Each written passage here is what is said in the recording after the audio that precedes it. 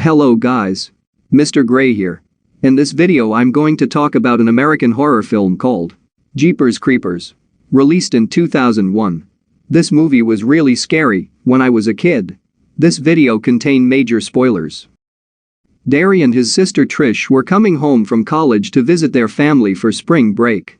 As they drove through the North Florida countryside in Trish's 1960 Chevrolet Impala, they played a game of guessing the meaning of license plates. After passing an RV, a mysterious driver in a rusty old delivery truck tried to run them off the road. After a stressful moment with Derry trying to convince the driver of the truck to go around, the truck finally passed them by. Afterward, Derry tried to guess the meaning of the vanity plate, assuming it read "beating you."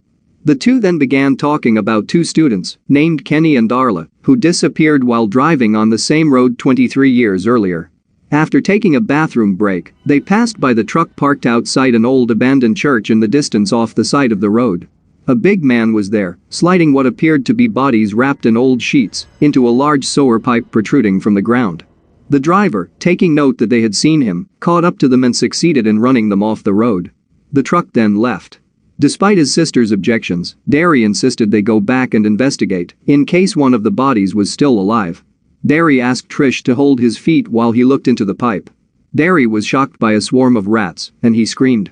This caused Trish to lose her grip on his legs, and he slid down the pipe and fell down, knocking out himself. After Derry got up, he opened the covers to find a dying boy with a huge stitch across his torso. The boy tried to tell him something but was unable to before he died. While looking for a way out, Derry found hundreds of bodies sewn together, covering the walls of a massive cavern beneath the church, including Kenny and Darla. He noticed a ring on Kenny's finger. Later Derry found his way out of the church and startled Trish, who mistakenly thought the truck was returning. Trish then took over driving. Scared, Derry sat in the passenger seat and did not talk. He eventually explained to Trish that he saw Kenny and Darla and that the man had decapitated her and then sewn her head back on. They decided to contact the police when they see the truck pass by them on the way back to the church. After finding a diner, Derry called the police. While waiting for the cops to arrive, they received a phone call at the payphone in the diner. The lady identified Derry's rose tattoo and knew his name.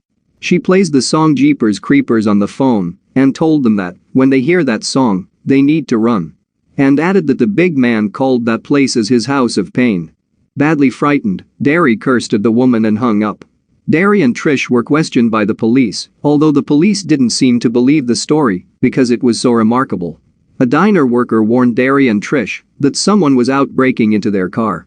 They all rush outside to find that the mysterious driver had broke into their car and smelled Derry's laundry. Derry was worried now that the man knew his name. In order to verify the story, the police escorted Derry and Trish back to the church. While going to the old church, the police received a report that the church was being burned down. But it was actually the big man covering up his tracks. While they were driving along, the big man from the truck attacked the police. He killed the policewoman by pulling her out of the car while she tried checking what was on the roof of their car, and the policeman was decapitated. Derry and Trish got out of the car to investigate. They saw the man pick up an officer's head and eat his tongue. Terrified, they got back into their car and fled.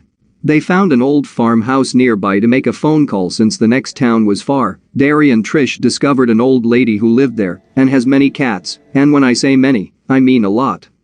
While they argued, the old cat lady noticed that the scarecrow in the yard was alive. But it was the big man. The woman, angry that her cats were in danger, ran and got her shotgun.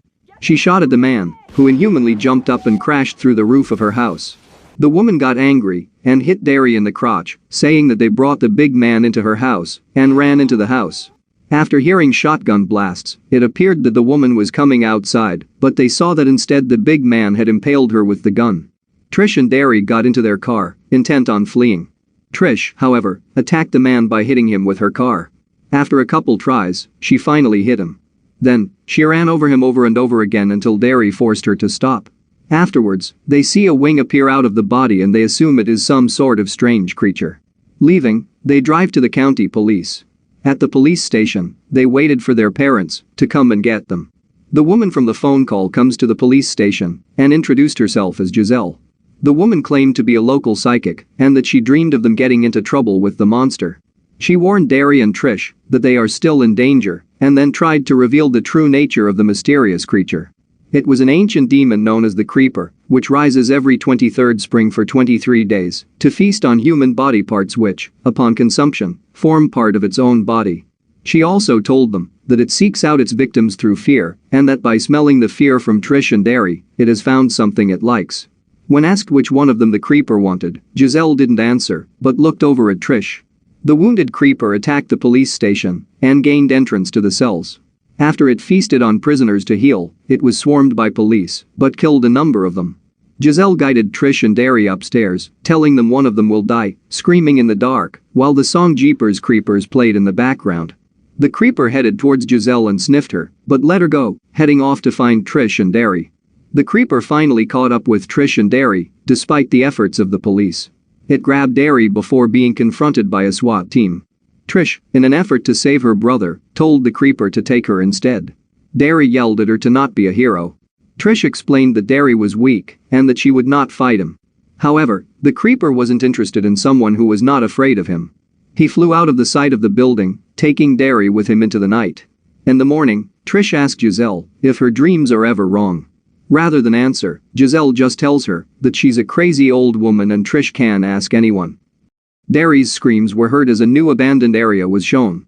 The Creeper was at a sewing machine doing work. Then, Derry's dead body was shown, naked and preserved much like the other bodies in the House of Pain. The back of Derry's head and eyes were removed, and the Creeper looked through the eye holes revealing that it was Derry's eyes he was after. Thank you for watching my video.